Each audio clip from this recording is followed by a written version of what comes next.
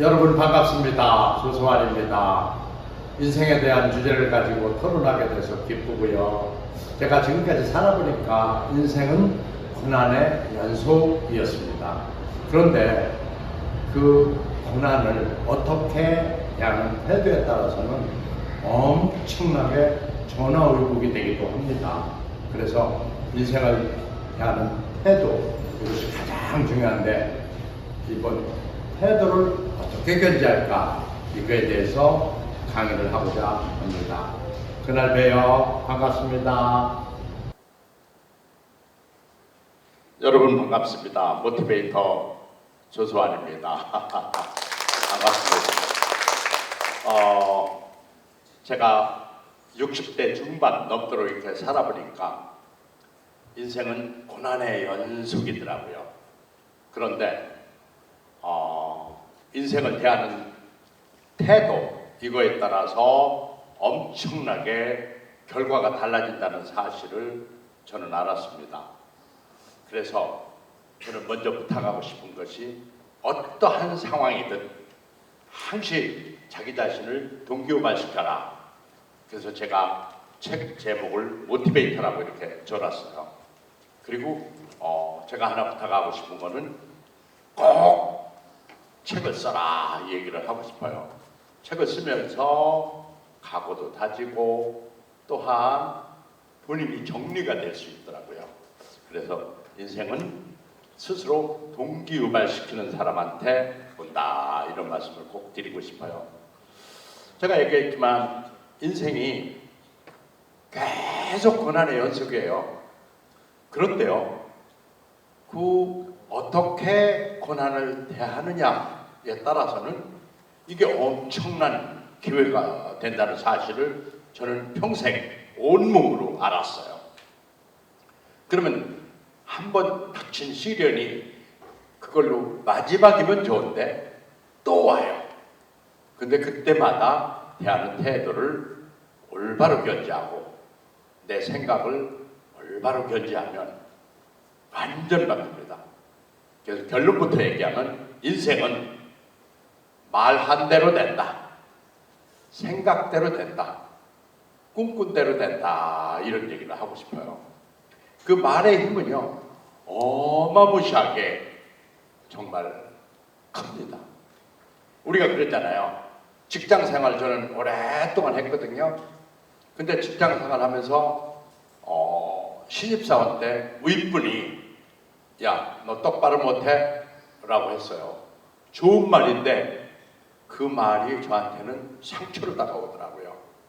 그래서 저는 그런 얘기를 각오를 했습니다. 그런 얘기를 듣고 가능하면 말을 정말 세우는 용어, 그리고 동기유발시키는 용어를 써야 되겠구나. 와, 너 잘했다. 어떻게 이렇게 잘했냐. 다음에는 더 잘하면 좋겠다. 이런 식으로 얘기를 하면요, 평상시 일 못하는 사람도요, 잘하는 것을 봤어요. 그로 인해서 저는 말한 대로 직원들을 이끌었고, 그 덕은 누가 받느냐? 제가 받습니다. 여러분 제 얘기를 들으셨는지 모르겠어요. 세바시가 212만 이상 갔으니까 여러분 봤을 것 같은데, 거기에 보면 제가 그런 얘기를 했잖아요. 오른손을 잃었다라고. 맞습니다. 이 손이 의수입니다. 23살 어린 나이에 손을 서대작자 잃었죠. 장교 시절에. 손을 잃고 절망, 그리고 어찌 보면 어둠의 계곡에서 살아야 했습니다. 당분간은. 그러나 생각을 바꿨어요. 내가 다 잃은 게 아니고 손만 잃었다. 오른손만, 그것도 나머지는 다 있다. 그렇다면 오른손 없이 할 수 있는 직업이 무엇일까? 라고 저한테 물어봤어요. 그랬더니만 많지, 입으로 살면 되잖아, 머리를 써서 살면 되잖아, 이렇게 얘기를 하는 거예요. 그래, 머리를 써서 산다, 입으로 산다? 그러면 입과 머리를 효과적으로 쓸 수 있는 게 뭘까? 교수다. 그래서 비록 군인은 못 됐지만 교수의 꿈을 다시 꿉니다. 그리고 공부를 열심히 해서 정말 영문학과를 다시 갑니다. 영문학과를 가니까 입으로 사용하고 머리로만 사용해요. 손은 별로 사용 안 해요. 그래서 아하, 제대로 잡아갔다. 그래서 영문과 교수를 하면 난 딱 좋겠다라고 생각했지만 제가 손 다치는 그 순간 저는 사랑하는 여인이 있었습니다. 근데 혼자 불편해서 바로 결혼하자고 했는데 이 사람이 희망 없는 저한테 와서 저를 돌보기 시작했어요. 저는 눈물겹도록 이 사람이 감사해서 나는 피곤하지 않기로 했고 나는 지치지 않기로 했고 나는 나태하지 않기로 결심을 합니다. 그랬더니만 와우, 정말 안 피곤하고 게으름 필 수가 없더라고요. 열심히 했다는 얘기는 뭐야? 반드시 보상을 받는다는 얘기예요. 제가 좋아하는 얘기가 있습니다. 너의 노력은 결코 너를 배신하지 않는다. No pain, no gain. 이게 참 좋아하는 얘기예요.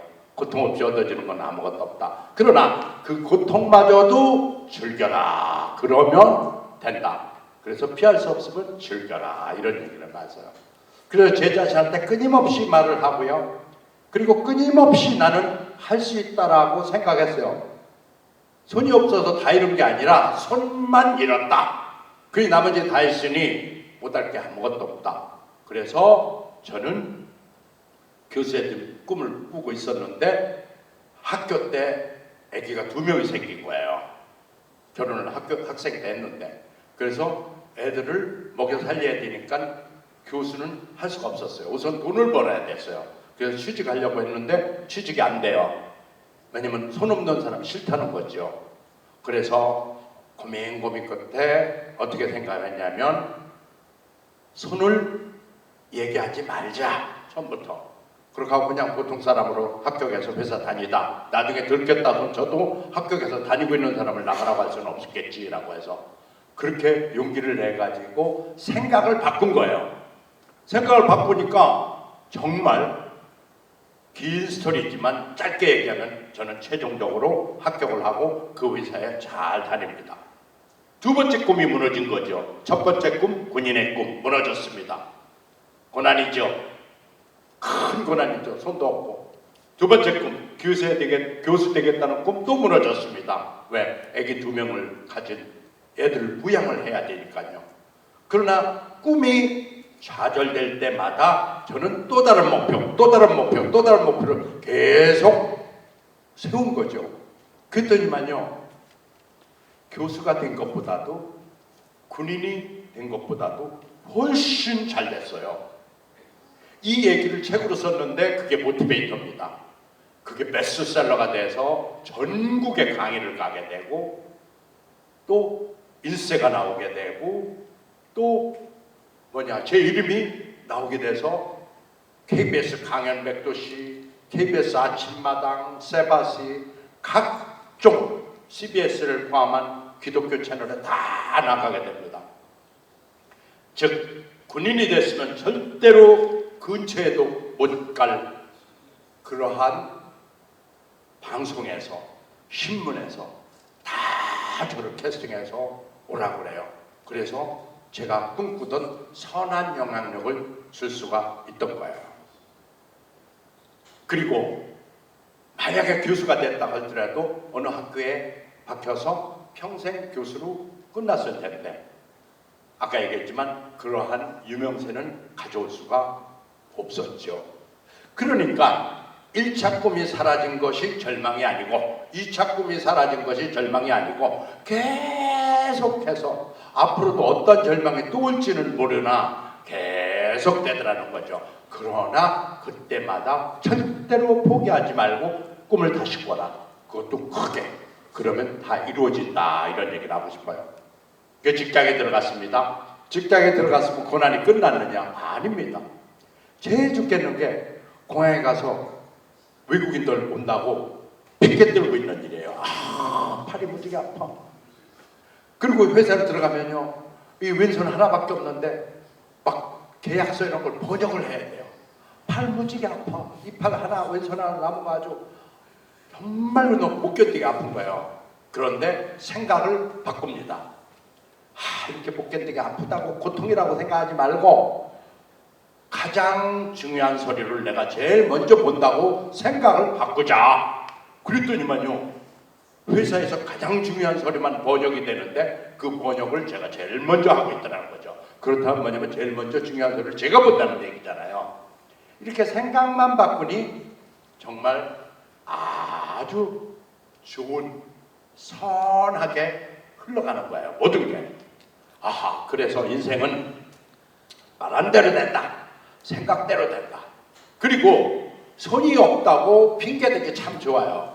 왜냐? 난 손 없어서 운전도 못해. 난 손 없어서 골프도 못할 거야. 높이 되고 증역이 됐는데도 불구하고 골프는 못한다. 또 운전도 못한다. 언제까지 그럴 것이냐. 그래서 저는 운전 연습하러 갑니다. 그랬더니 우리 아내가 그러는 거예요. 여보, 운전해서 뭐 하려고 운전을 그걸 배워? 그래서 무슨 소리야, 우리 집 식구들 태우고 다녀야지. 그러니까 우리 집사람은 아니야, 우리 식구는 안 탈 거야. 왜냐? 무섭다 이거죠. 한 손으로 운전하는 거. 그러나 지금 제일 큰 차 제너시스 90 제가 몰고 여기 왔습니다. 안 될까요? 안 되는 거 하나도 없습니다. 마음으로 포기한 것만 안 돼요. 다 돼요.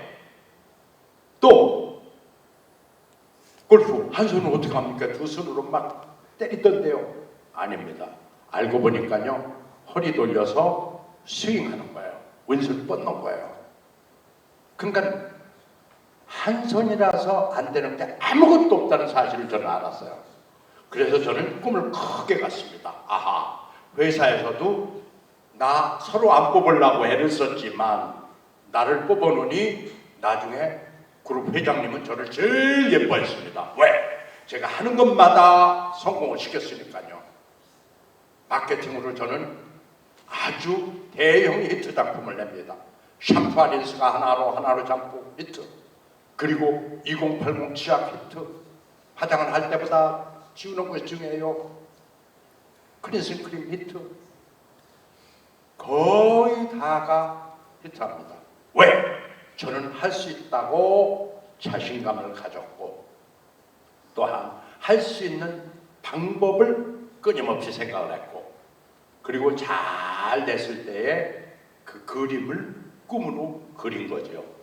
비록 저는 군대에서 오랫동안 있지 못했지만 군대에서 있은 것보다 훨씬 더 잘 됐고, 아까도 얘기했지만 교수 된 것보다 훨씬 더 잘 된 겁니다. 왜? 만 35살에 마케팅 중역이 됐으니까요. 중역이 되면요, 컴퍼니 카가 나오고 모든 것이 완전 귀족 정도의 대접을 받습니다. 그 나이가 몇 살이냐면 만 35살이었던 거예요. 그러니까 그 누구보다도 빨리 갈 수 있었던 것은 뭐냐면, 인생은 말한 대로 된다, 생각대로 된다, 꿈꾼대로 된다, 이거를 굳게 믿고 늘 최선을 다했던 것이죠. 그렇다면은 이제 제가 승승장구해서요, 공기업에 KT죠, 지금 KTF 전신 KT의 부사장까지 올라갑니다.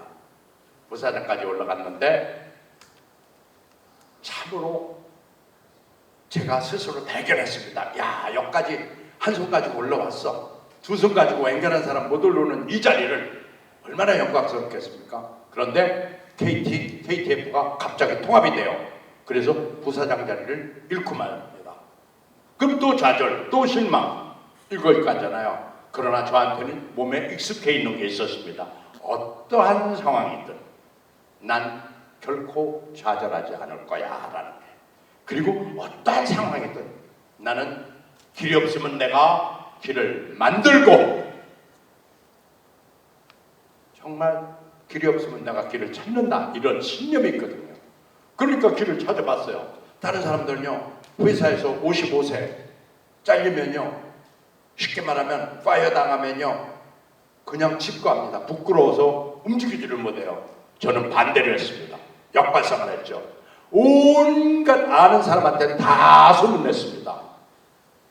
나 회사에서 나와서 아무것도 할 일이 없단다. 혹시 나 쓸 수 있으면 싼 맛에 데려다 써라 라고 얘기를 했어요.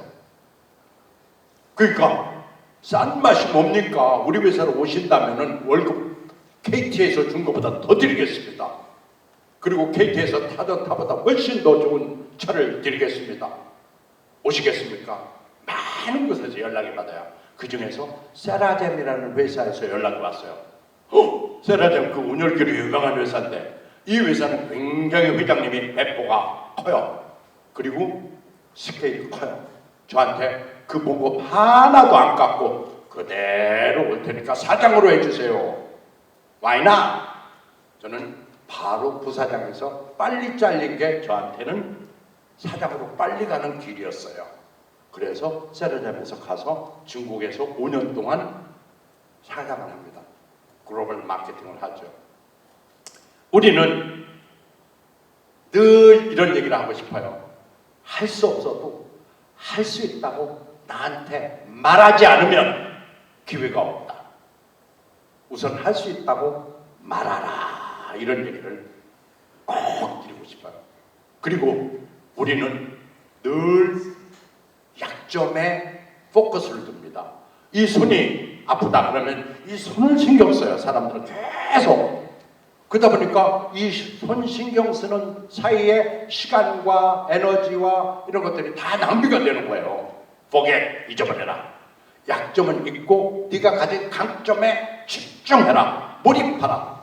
그리고 선택했으면 거기에 중간에 포기하지 말아라. 이런 얘기를 저는 우리 후진들한테 많이 하고 있습니다. 드디어 세바시가 200만이 넘자 저는 요즘도요. 전국에서 강의원이가 옵니다. 아주 오히려 45살 때보다 65살 때가 훨씬 더 행복하고 윤택하고 여유롭고 이렇게 살고 있어요. 이게 바로 인생이에요. 누가 봐도 척박한 환경에서 손까지 잃었고 손까지 잃은 상태에서 아무도 희망이 있다고 보지 않고 전부 불쌍하다. 꽃도 못 피우고 쏘이 때 손을 잃어버렸네. 아이고 이렇게 했지만 저 하나는 이렇게 생각을 했습니다. 아니야. 나는 한 손 있는 것만도 감사해. 오히려 나는 왼손 있는 것이 얼마나 감사한지 몰라 라고 남은 것에 감사하기로 했죠. 그랬더니만요, 감사하는 마음을 가지면요 이게 가장 큰 행복입니다. 누가 봐도 가장 큰 행복은 감사하는 마음을 갖고 사는 거예요. 그래서 없는 것, 부족한 것을 탓하지 말고 내가 가진 것, 있는 것을 감사하면서 살면 우리 행복은 보장이 됩니다. 그래서 남아있는 것에 감사하라. 이것이 행복의 비결이다. 그리고 인생은 다시 한번 강조합니다만 no pain, no gain. 근데 그 pain이라고 하는 그 고통이 진짜 고통이냐? 아니에요. 고통도 즐길 수가 있어요. 그 고통이 알고 보면요 나를 정금이 돼서 다시 나오게 만듭니다. 그래서 웬간한 바람, 폭풍에는 내가 흔들리지 않는 강한 사람이 된다는 사실을 저는 알았어요. 그래서 고통이 다가올 때, 고난이 닥칠 때, 시련이 닥칠 때, 역경에 부딪힐 때 우리는 어떻게 생각하냐? 아하, 내가 다시 단단해져서 강한 사람으로 재탄생되겠구나. 이 또한 감사하다. 이 또한 지나가리. 나한테는 언제나 행복이 가득하리라고 이렇게 생각하는 것이 중요합니다. 감사합니다.